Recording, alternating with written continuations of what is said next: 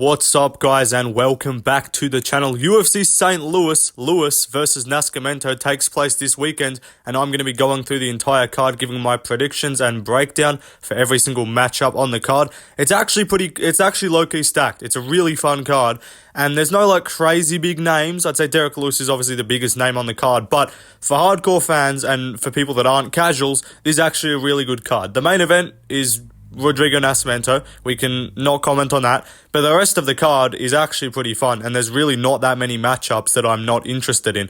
So yeah, I'm going to start with the early prelims, or the first prelim, and go all the way to the main event. Let's see how long we go with this one, and yeah, let's get started with the prelim opener. The first fight on the card is Veronica Hardy versus JJ Aldrich. Veronica Hardy is a slight favourite, sitting around minus 125. JJ Aldrich, pretty much even money, to be honest. It's a very close fight, and I am going to be picking Veronica Hardy by decision. I was going back and forth on this, and I was considering picking JJ Aldrich as like a slight underdog, because I was thinking to myself, you know, Veronica Hardy, she's got 2 wins after a comeback, but they're not really against anyone good. Like, Juliana Miller's shit, and Jamie Linhort's not that good either, which both of those statements are true.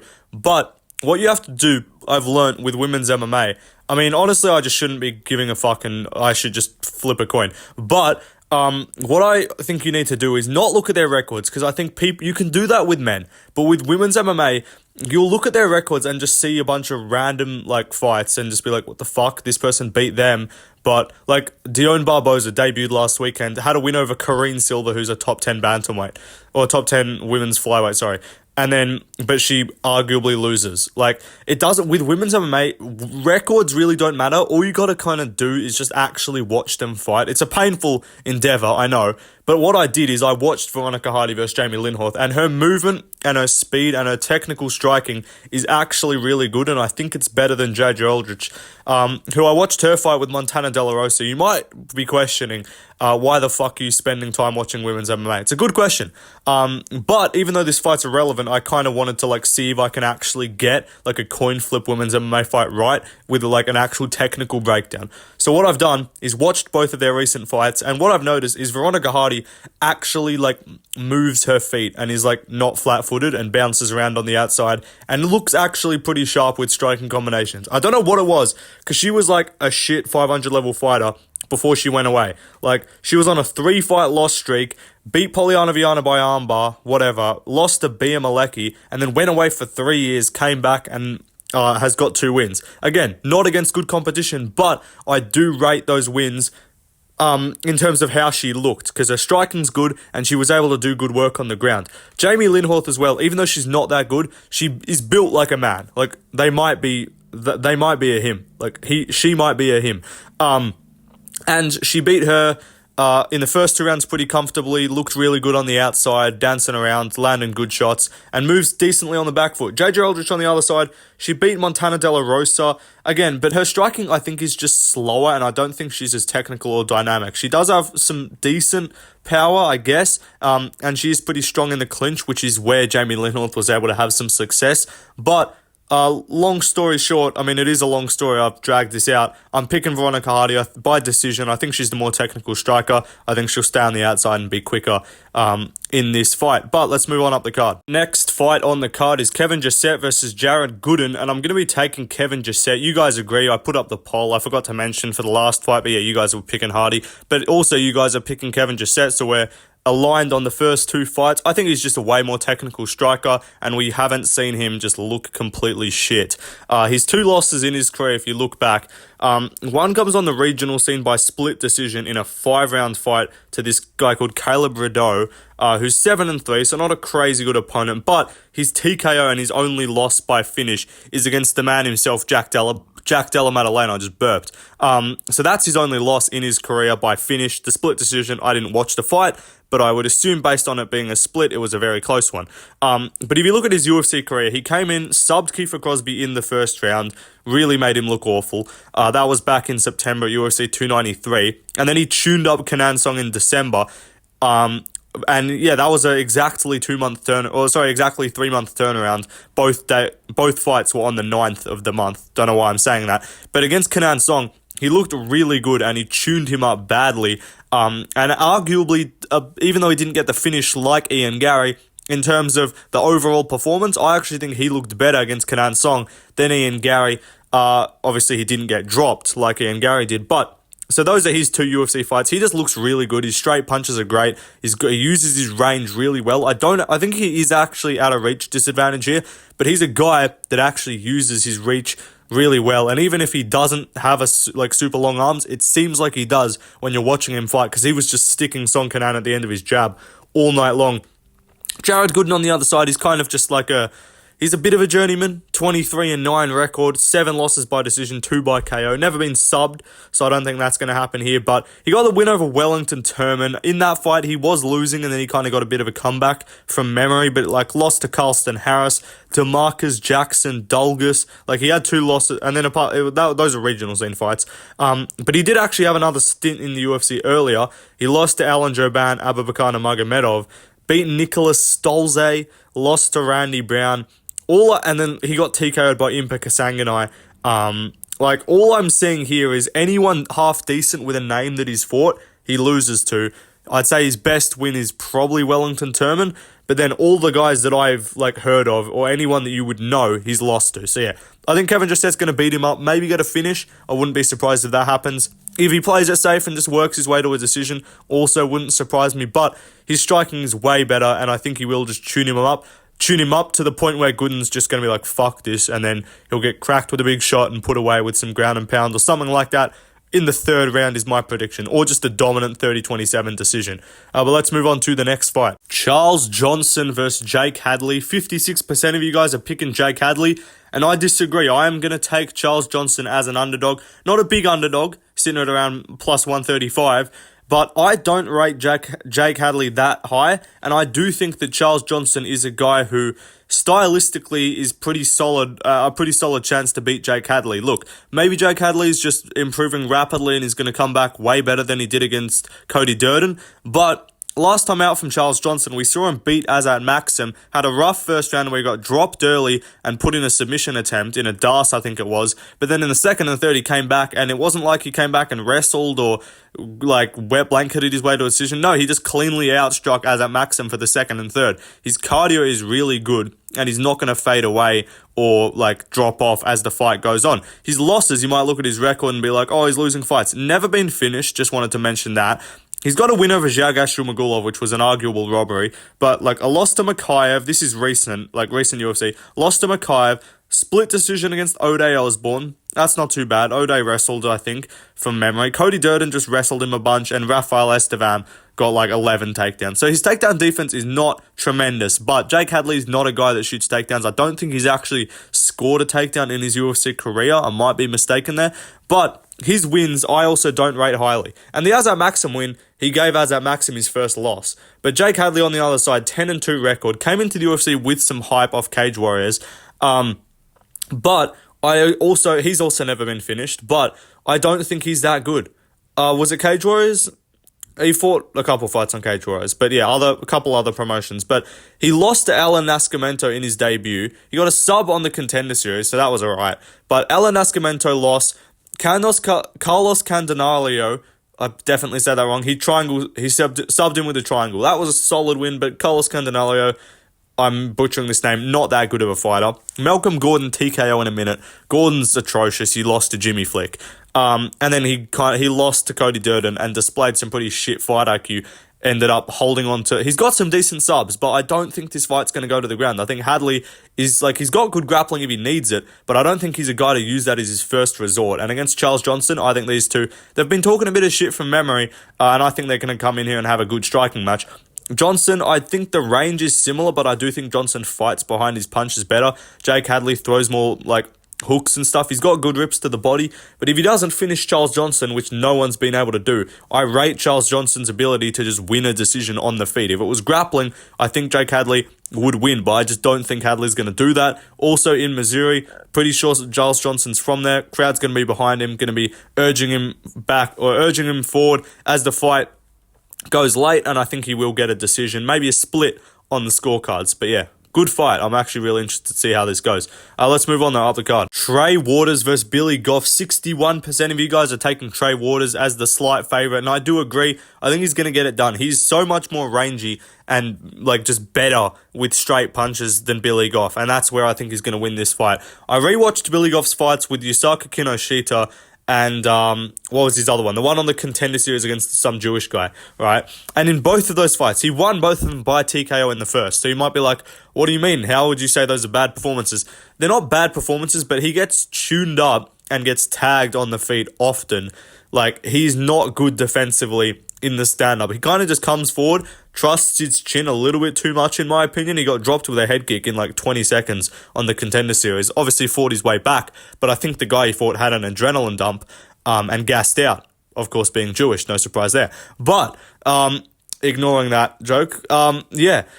What am I going to say? Trey Waters is really good with straight punches. I watched his fight with Josh Quinlan. Quinlan's not the best opponent, but that was April of 2023. So he's had a year off. I actually liked that for him. That was the decision. I don't know exactly what happened to cause that layoff, but that was his first fight in the UFC. And I think now he's going to be improving rapidly. He's going to have confidence. He's going to be coming into a fight with a guy that he sees as very hittable.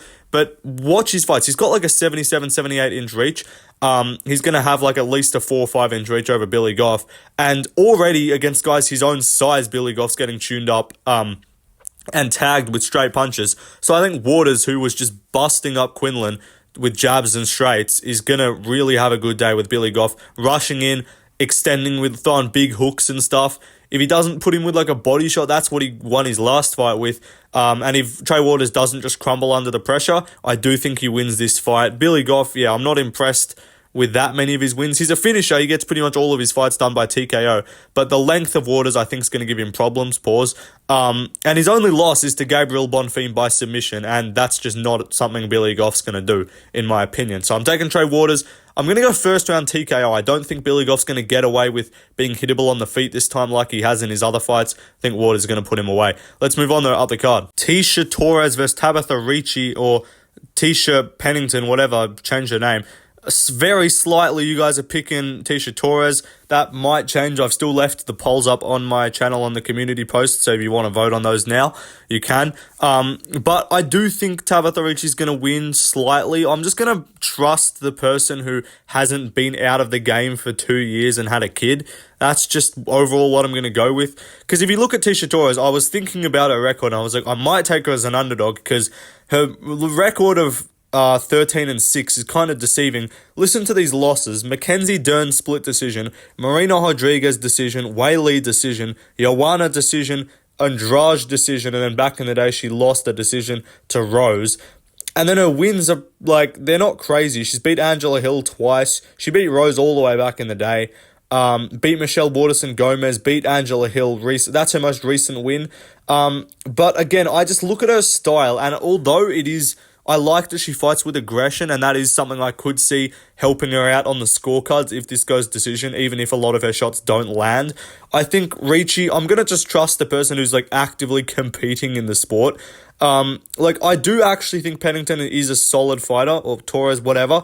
But again, I don't know why she's coming back. I don't trust. It's not like a Jose Aldo where I'm like, yeah, he's gonna be really good, and he's going against a real favorable stylistic matchup, and it's Jose Aldo. This ain't Jose Aldo. This is fucking Tisha Pennington Torres, whatever, who had 2 years off, and had a kid. And I'm just not sure what like the purpose is. Like, she probably has not been training, obviously, in that time, when she was pregnant. And then since then, she's 34 too. Don't trust a 34-year-old. Maybe she gets it done, but I don't know. She looked solid against Angela Hill, but that was a UFC 265 in 2021. So that was her last win. Like, she looked alright against Dern. But I think Ricci, she mixes it up well. Her loss recently to Lupi Godinez, she was on a win streak before that, 4-fight win streak. Lupi's not a bad fighter, and that was a split. Even though Lupi clearly won, I think Ricci does a good job of getting judges to give the decisions to her. I think that is something she does well. Maybe they're looking at her lower half and not, the punches taking place. But Jillian Robertson, Jessica Penne, Viana, Maria Oliveira, not amazing wins. TKO'd by Menifeild. That's not that bad, honestly. And those are her 2 losses. So I'm going to take Ricci to get it done. I think she's just going to be a little bit quicker, maybe, a little bit more technical. And also the ring rust of Torres, Pennington isn't going to be in her favour. And also, yeah, I just don't think she's going to be that good coming back. Let's move on, though, up the card. Terence McKinney versus Esteban Ribovics. I'm picking Esteban Ribovics, and you guys disagree. A lot of you are picking McKinney. I think it is just because he's the more well-known fighter.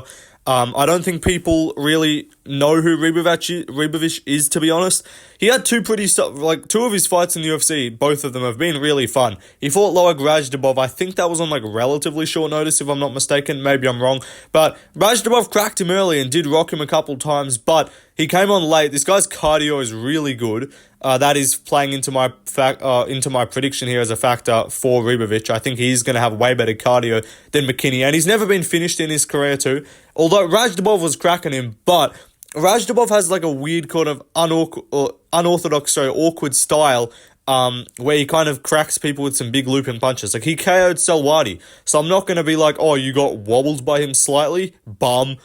He KO'd Selwadi, who was considered a really good fighter after beating George Hardwick, and that fight was a unanimous decision, I think, or split, I don't know. But on MMA decisions, a couple of people actually did score that for Ribovics. He won the second round because he dropped Rajdabov bad, hurt him with body shots, something I think he can mix in to further take away the cardio of McKinney, who I don't think is all that disciplined in his game, to be honest. I think we've seen it. This guy made his debut against Frivola, who's a really good fighter, KO'd him in 7 seconds. He got the buzz, he got the rush, people were really behind him, and considering just a real problem. Beats Fares Siam by submission. A good win, but Fares Siam's kind of just a twig that gets thrown around a bit. Not arguably, but almost fucking lost to Claudio Puelles. Then he loses to Doba. Again, cracks Doba early. This guy's power and speed on the feet early is really good. But that was all the way back to 2022. I actually haven't seen him look that good since then. Beat Eric Gonzalez, nobody. Ismail Bonfim really beat him. This is not one of those ones where he was tuning them up and he was winning and he rocked him and then he got overexcited and ran out of gas and got finished and quit. Bonfim was winning that fight the whole time and was just picking him apart on the feet. I just don't think McKinney can sustain any type of a pace because I think he is a kind of undisciplined guy. If I'm being honest, that's just something I'm guessing with his game, the way we see him completely fade in fights and just quit, to be honest. There's no real other way about it. Nazim Sadikov was winning the fight with the grappling in the first and then just gets subbed in the second. And then Mike Breeden and Brendan Marotte both cans. Ribovics, his wins are not crazy impressive, but I don't know, I just rate his game better. I think his chin's actually not too bad, so I don't think McKinney might flash KO him, but if he doesn't, he's lost one decision. He's 12-1, and the Rajdabov fight was extremely close. Cameron Leclerc grappled him a lot, so I don't love his takedown defense, but I think that is something he's going to be rapidly improving as he goes on in his career. And he finishes guys. This guy's a finisher. Look at his record, 6 wins by KO, 5 by submission, 1 by decision. This shit ain't going distance. I'm going to pick Ribovics to maybe survive a storm early, get grappled a bunch, but McKinney, he's got decent survivability on the ground. McKinney's not going to sub him, and then McKinney's going to quit because he can't fight past the first round. So I'm going to go Esteban Ribovics, TKO, mixing body shots, punch against the cage. Maybe McKinney just gasses and just falls on the ground. But yeah, I'm going to pick him to get the TKO. Even though he's a favourite on the odds, I think pretty much everyone that I've seen is picking McKinney. But yeah, let's move on up the card. Chase Hooper versus Vyacheslav Borschev. I'm picking Borschev to win. I think Hooper's just not got the game to get this fight to the ground. I think if it's on the ground, he can cause Borschev problems. But I think Borshev's striking is just so far ahead of Chase Hooper. He's looking good and he is improving, and it's kind of a funny thing because Chase Hooper was super young coming into the UFC. He still is young, and he suffered some tough losses. He was a bit of a prospect, I guess, somewhat. Suffered some losses, lost to Caceres. That's not too bad of a loss to have. Steven Peterson's not a really good fighter at all. And then Garcia just beat him up and finished him straight away. And his wins I don't rate. Felipe Colares, rest in peace, solid fighter.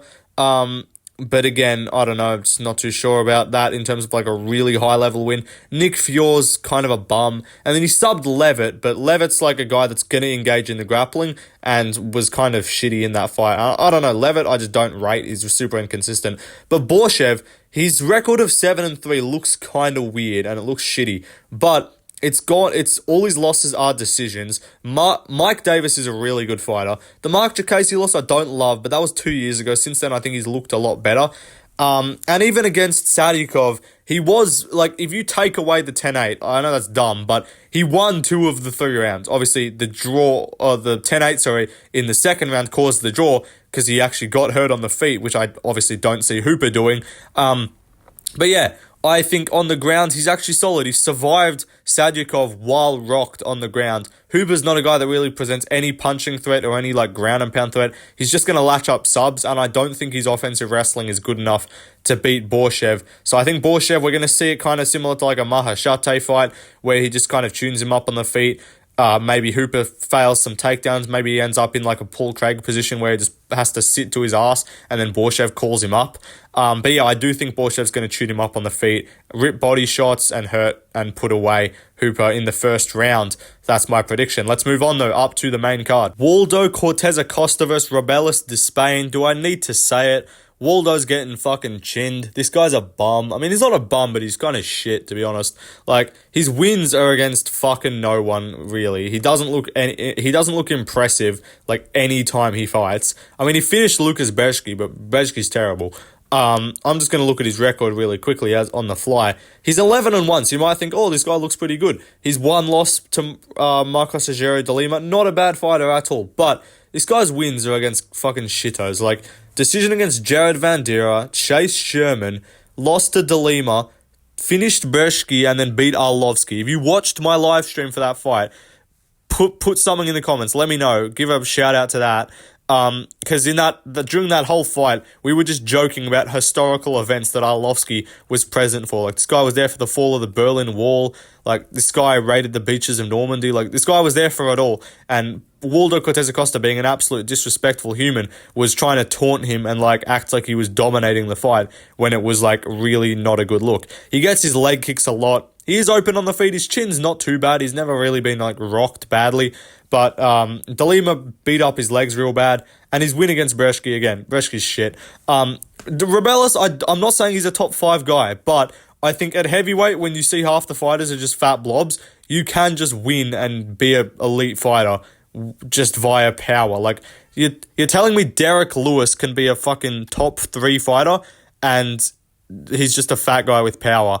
But he's saying Robelis ain't going to be a top 5 or top 10 guy. He's going to smoke Waldo in the first round, probably in the first couple minutes. Waldo's shit. Yeah, that's my prediction. It's going to be something funny. I might do a live stream just because I want to see Waldo get KO'd and have a live reaction. But yeah, let's move on up the card. Alex Caceres versus Sean Woodson. You guys are picking Woodson on the poll, and I agree. I'm picking Sean Woodson. Again, I was thinking about the Caceres underdog pick, and I was like, oh, the experience. Woodson hasn't fought anyone really good, is Charles Jourdain good at all? All that kind of thing. Maybe he's just a range merchant. But, again, I don't think Alex Caceres is a guy where you need to be, like, extremely good, and I think you can win with attributes. And I do think Woodson's striking is actually not bad. His boxing's pretty solid. Look, Caceres, he's got some solid wins in there, but pretty much his losses, he's a guy that just loses to top 15 guys and beats unranked guys. Like, he's sort of just like that next little slight lower level below Dan Ige, where Ige smokes and KOs everyone outside the rankings. With his Caceres, he'll beat everyone outside the rankings. He won't necessarily finish them, but like Daniel Pineda, really fun fight. He was in some trouble there. Julian Erosa finished with that nice head kick. Sungwoo Choi's submission, awful fighter. Kevin Kroom took him to a decision. Kevin Kroom, the only guy he's TKO'd is Tim Elliott. Figuratively, of course. But Austin Springer, Chase Hooper win. Like, these guys, Steven Peterson, like, this guy lost to Con Gracie. I'm going to just put that out there. And his losses, like, way back, Yair Rodriguez, Uriah Faber, like, he's lost to some actually notable fighters. Just burped again. And I do think his striking is tricky, so I could see him winning this on the outside if he's just better, using his kicks, using the range better. But he's going to be at a reach disadvantage, which is something I don't think he's normally at. And Woodson is a guy that It's like, he's got like he's actually, like, he's licked a human noodle. Like, that's what we're not nicknaming this guy Sean the Sniper Woodson. That's his nickname. Fuck that. It's Sean the Noodle Woodson. This guy is a noodle. He's got the weirdest build ever. If you've seen a photo of this guy when he used to box at heavyweight, this guy looked literally the most retarded build ever. But his wins, again, not great. I don't rate anyone that he's beat, to be honest. Like, Charles Johnson's not that good, but it's another similar thing where you can't just pick based off records. Like, he's 11-1, but Jourdain Wynn, I don't know how it was a split. Bazooka tuned him up the whole time. These other guys, like, he's not beating good fighters, but, like, Youssef Zalal split decision. Again, he doesn't, like, on the record, it doesn't look crazy impressive, but you just have to realize this guy's got like a 78-inch reach at featherweight. He's like 6'2". Those dimensions are fucked. And I think he is just going to win on the outside. Caceres is kind of just there for the sake of it at this point. Also, Woodson, I do think, has some aspirations. I don't think he's that good. And anyone who can get past range is going to figure him out. But, like, there are guys in the featherweight division that their reach starts with a 6. This guy's got a 78-inch reach. Like, he's going to beat people just with attributes. So that's what I'm going to pick him to do. He's going to be longer, and he's just going to land better punches, and he's going to win with the boxing, and he's going to win a decision. That's my prediction. Let's move on, though, up the card. Diego Ferreira versus Matej Rabecki. I'm going to be picking Rabecki. He's my guy. I love Rabecki. No homo, of course. I just like him as a fighter. He's a very good fighter, and he's one of those prospects that I'm high on. I think I might have had him in a video in terms of unranked fighters to watch. I might have put him in there. If not, he's in there now. But yeah, I'm pretty sure I had him as one of my unranked lightweight fighters to watch. This guy is sick. He's a tank of a dude. You know, I was talking about how Sean Woodson has a 78-inch reach at featherweight. Matej Rabecki has a 68-inch reach at lightweight. This guy is going to be on the wrong end of just the reach advantage every time. Diego Ferreira does have a very large reach advantage over him, but it doesn't matter. This guy, he fought Ruziboev Roberts in his last fight who has like a 76-inch reach. This guy doesn't care. He knows what he does. He knows what he does well, and he doesn't try and be some range fighter. He gets in the pocket, and he beats the fuck out of you. 19-1 record, 6 wins. He absolutely smoked Ruziboev. And to see what Ruziboev's done in some of his other fights, I was talking about how Ribovics' loss to Ruziboev ain't that bad. Ruziboev doesn't get just rinsed, but Rabecki gave him no moments, kicked the fuck out of him, chewed his legs up, beat him up on the ground, everywhere. Diego Ferreira, he's got good jiu-jitsu. He's got a flatline KO over Michael Johnson, but I don't rate that, to be honest. He got finished. Why does it say TKO submission to knee to the body? Did he get was that the fight with Gamma? Did he get injured or something? I don't know, but he's got a finish loss to Gamma. That's never a good look. He got finished by Gregor Gillespie, also never a good look. Lost to Benil Dariush. What else? What are we impressed with here? He beat Pettis, fair play, subbed him. Jared Gordon TKO, Kyle Nelson TKO, OAM decision. Lost to Poirier back in the day. Lost to Benil twice. So yeah, his wins are solid, but I just don't think his game's going to match up well with Rabecki. He's got average striking. He was getting outclassed by Johnson on the feet. Don't let the KO fool you. He was losing that fight. He didn't look good on the feet, and then Michael Johnson just gets KO'd by overhands. That's his allergy. But Matej Rabecki, 19-1, as I said. This guy just finishes people. He's a sick fighter. 9 wins by TKO, 7 by submission, only 3 by decision. His one loss was in 2014, so I'm not even going to... That was 10 years ago, so I'm not even going to count that. Since then, he's been on a 16 fight win streak, just smoking guys on the regional scene. Came into the UFC, debuted against Nick Fiore. I know I said Nick Fiore's not that good, and he did take him to a decision, but that's his debut, whatever. Contender Series debut he won. He's had 5-round experience too. And then Loic Ruziboev, as I said, rinsed him, smoked him, and then Ruziboev Roberts subbed him too. This guy's really well-rounded, and I think he's just going to smoke Diego Ferreira on the feet. I don't think he's going to have anything for him. He's 39 too, as well. Come on. I don't know. I think he's been finished before. He's been TKO'd by guys. Rabecki, I think he'll get it done in the second. I'd love to see him get it done in round 1, make a really big statement, but I do think he's just going to smoke Ferreira. I think we'll beat him up on the ground a bit in the first. Ferreira might try and go for some jiu-jitsu bullshit. Shit ain't going to work on Rabecki, bro. Dude's you can't sub him. He's a little fucking meatball. There's nothing there. I swear to God, this guy's never going to get guillotined in his life. He's got no neck. And then also, how the fuck, what are you going to armbar this guy, bro? There's no arm to armbar. Like, he's got little fucking midget arms, but it's great. And it creates a lot of power. Like, you know when you see guys with real short arms, they fucking just throw hooks and smoke people. That's what he's going to do. He's going to leg kick the fuck out of Diego Ferreira, going to beat the fuck out of him against the cage. He's a massive favourite for a reason. He opened at like minus 220. He was also booked to fight Joel Alvarez, who he was going to have an 11-inch reach disadvantage. I was picking him to win that, but Alvarez pulled out. Now he's got this fight here, so it's not like he's stepping in on short notice. He had a camp. He's just extending it. And yeah, Ferreira's going to get smoked. This is probably my most anticipated fight on the card, maybe apart from the Buckley fight. But in terms of prospects, in terms of guys I'm looking forward to see, it's Rabecki and it's Despaigne. Those are the two guys that I really want to see perform. So yeah, I'm picking Rabecki. I don't know why I needed such a long breakdown. It's a very clear prediction. But yeah, I do like Mateusz Rabecki, and I hope he goes on to do good things.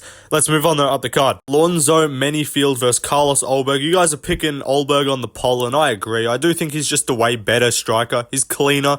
I think the power level is similar. I'd say Menifield's got like more brute power, but Ulberg's got way better precision and he finds his shots better.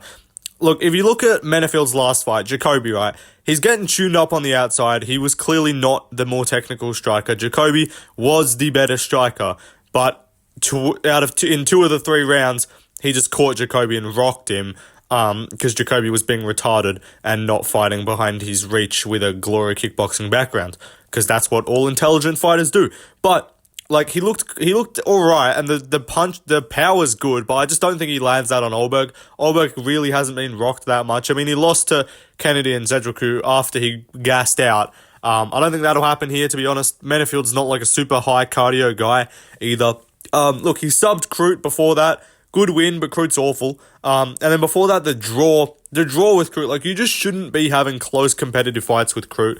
It finishes, like, he's got power for sure. Misha Serkinov, Askar Mozarov, these aren't elite fighters, bro. I'm sorry. December 2021, you lost to William Knight. I don't care how long ago it was. I don't care if it was in 2002. If you lose to William Knight, I don't trust you. Man got KO'd by OSP, like, fuck off. Lost to Devin Clark. I'm not overly impressed with him. I do think he is just a bit of a tard that throws power, and low-level light heavyweights just are willing to get hit by his power because they're dumb. But like, you didn't put Crute away in the first fight. Like, what are you doing? But Carlos Ulberg, he's got one loss, obviously that TKO to Kennedy and Zedruku. But that was after he gassed the fuck out. Above that, that's his only loss in the UFC. He's getting TKOs, he's getting finishes. Like, Nikolai Negamarianu finished him. Tafon and Chukwi. These guys aren't good. Ihor Peteria, Darwin Jung. Again, these guys are not good. Apparently, he was really injured going into the Darwin Jung fight, which is why he looked kind of mid. But I do think his striking's cleaner. I think he'll catch Menifield's coming in, swinging, like, big hooks. And I do think he'll put him away. Look, I don't love Ulberg as a prospect. Like, I don't think he's just this flawless fighter. Like, I would pick a lot of guys to beat him. But Menifeild, I just don't rate very highly, and I think he has kind of got a bit lucky with some of his results. Like, if you take away those knockdowns, I know it's kind of retarded, like, on paper arguments, but if you take away those knockdowns and look at that fight, it's just him getting tuned up on the outside and looking shit. Like, pretty much, that's what it is. So yeah, I'm picking Ulberg. He should win. Let's move on to the co-main event. Sultan Ruziboev versus Joaquin Buckley. I'm taking Buckley to win by TKO. You guys are picking him on the poll as well. Look, it's a weird one because Buckley's a slight favourite, and I kind of expected him to be an underdog just because I thought people are like just high on Ruziboev, and like he's a long guy, 6'5" or some shit. Probably not 6'5", but like he's a really tall guy, long guy coming down to welterweight. But I don't know. It's kind of a vibes pick, to be honest. I think we're gonna see a bit of an example of middleweight, shitty skill level compared to welterweight.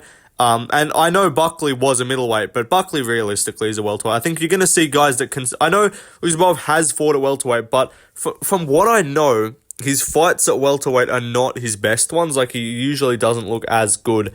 And also, his losses are all decisions where the fight gets extended and he doesn't get early finishes. Like, if you look through his record, it's not, like, completely can-fed, but I'm sorry. I'm just going to think...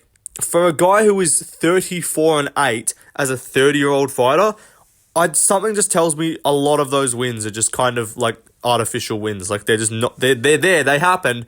But apparently, like, this guy was fighting like every fucking month or some shit, I'm pretty sure. Like, bro, look at this guy's record. He fought in February 2018, April 2018, August 2018, September 2018, November 2018, December 2018. Like, what the fuck? He fought like 5 times in 2019. He fought like 5 times in 2021. Like, this guy's fighting too often for them to actually be like legitimate opposition. I think a lot of his opponents are just random guys. Not saying he's a bad fighter. The win over Bruno Ferreira was good, but I just don't think that was like a super... Because if you watch that finish back, it wasn't the punch that got him. The punch might have got him a little bit, but I think it was like a Volk-Ortega situation where it wasn't like a knockdown. Volk was on one leg and Ortega punched him with like a jab and it pushed him back and he fell to the ground. And then I think what actually KO'd Bruno Ferreira was his head hitting the ground. I don't know. I just don't think, like, Buckley... I think he'll be smart. I don't think he's going to be trying to throw fucking kicks at a guy who's like a foot taller than him. And I think he knows his style and he's going to work well with his like tight punches in the pocket. Apparently, these guys are supposed to have the same reach, allegedly. Apparently, I don't know. I don't really believe that. But Ruziboev is good. He does have precise striking, but Cedric's Demas, I just don't rate it. And then the Bruno Ferreira win was good. And that is a similar kind of style to Buckley, that like short, stocky, muscular dude. But I don't know, it's a vibes pick. I just don't think we're going to see Ruziboev come in, drop down a weight class casually from middleweight and just be like, yeah, I'm just going to be a ranked welterweight. I just don't feel like that's going to happen. So feel free to fade this pick if you want. Feel free to pick Ruziboev. He is an underdog, so I do think there is some value there. But I don't know. I think Buckley is going to get his win. I don't think it's going to backfire. He was pushing heavy for this card. I think it's going to go well for him. Look at Buckley's record. He does have losses, and up at middleweight, he was looking kind of shit, but I think he's found his home at welterweight. Like, Amavov tuned him up. I don't think Ruziboev is that kind of guy. He's not that quick. He's not that slick with the striking. Cortes finished him. That's a bad look. I don't like that. But, like, he beat up Fialho easy. He beat up Morono. Looked kind of mid. Look, I hate this pick, but he finished Luque, but Luque looked kind of awful. I do not like this pick, to be honest. Like, I'm really not a fan of who I'm picking here, but I am just going to go Buckley. Even though, like, logically, I feel like you should pick Ruziboev. Like, Buckley ain't really beat anyone good, but neither's Ruziboev. Ruziboev's got, like, power. He's got submission potential. So he might just beat up Buckley and it'll be a bad look, but I think Buckley's got the momentum behind him right now. I think he'll get the win. Again, very much a vibes pick, to be honest. And also, any chance I was going to pick Ruziboev, I decided not to because I had made my picks 2 days ago, the day after 301. I did my picks and I was like, all right, I'm kind of on the fence for a few. I'm going to watch a bit more tape. Then MMA Guru's prediction video came out and I had pretty much the same picks as him. So I was like, okay, which ones of these am I not loving? So I changed my picks instead of just sticking with them because then I know people are going to be like, you just copied Guru's picks, even though I was making my picks the day before he released his video. But then I actually changed my picks because I was like, okay, I want to have a few different ones. So yeah, this was one of them. I was like, maybe I'll pick Ruziboev, and then I saw him pick Ruziboev. I was like, nah, fuck it, I'll take Buckley. So yeah, I'm picking Buckley. Maybe gets a late TKO. I don't know how much I trust Ruziboev's cardio as well. I think he's going to have a tough weight cut on short notice, cutting down to welterweight. That's my guess. I'll take Buckley, hopefully. I don't know, let's move on. Derek Lewis versus Rodrigo Nascimento. I'm taking Derek Lewis. I can't even be fucked breaking this fight down. There's 2 obese men. I'll look at Nascimento's record just to fucking prove my point, because he's not good. This is not some prospect. This is not Shamil Gaziev. You know, it can't be that good. But no, he is 11-1, so his record looks really solid on paper. But his loss by TKO is to Chris Dorcas in under a minute. That's rough. No contest with Alan Badeau because he got tested positive. This obese fuck tested positive. Fucking the more you know. Like, he's got some wins on the regional scene against Cairns, I'm sure. Haven't even looked at their record. In the UFC, subbed Don'Tale Mays, but then in the this is like my idea of like he's regressing. Because he subbed Mays the first time they fought, and then under no reason did there need to be a rematch, but there was, and he took him to a boring heavyweight decision up against the cage. Him and Lewis actually both fought on that card. Obviously, Lewis was the main event against Almeida. I don't think Nascimento's a guy that's going to score takedowns on him. Unless Lewis is just fat, out of shape, and hasn't trained for this fight, I feel like he should get it done. I think he'll KO him in the first. But I'm sorry you can't be getting chinned by Chris Dorcas. Like, and Rodrigo Nascimento, he's slightly tanned. Like, he's not a white man. He does have melanin in his skin. And you couldn't beat Chris Dorcas? Come on, like, you're meant to be able to do that if you have any sort of colour in your skin. But, like, Tanner Boza split decision, Ali Latifi split decision, Dante Almeida, like, this guy's shit, he's not good. Derek Lewis, he's got losses, 100%, but they're not that bad. Like, none of his losses on his record recently, I'm like, damn, bro, you suck, like, you're awful. Like, Almeida decision, he beat De Lima, Spivak, got subbed, he was fucking had, I don't know, he had diarrhea for that fight or some shit. Sergey Pavlovich, Tai Tuivasa, whatever. He KO'd Chris Dorcas. This is what I mean. They both fought Chris Dorcas. Derek Lewis brutally chinned him in the first, and somehow Nascimento got finished. He's not quick. He's not on his feet. He's not a, like, fast, snappy guy. He doesn't really have that much power. He's just going to fucking clinch him against the cage and maybe throw some leg kicks. Like, fuck off. Derek Lewis should win by KO. But those are my picks on screen. You can see them there. I'll go Derek Lewis, round 1 KO. Joaquin Buckley, round 3 TKO. Carlos Ulberg, round 2 TKO. Mateusz Rabecki, round 2 TKO. Sean Woodson, unanimous decision. Robelis Despaigne, round 1 KO or TKO. Vyacheslav Borschev, round 1 TKO. Ribovics, round 2 TKO. Tabitha Ricci, unanimous or split decision, I'll go. Trey Waters, round 1 TKO. Charles Johnson, split decision.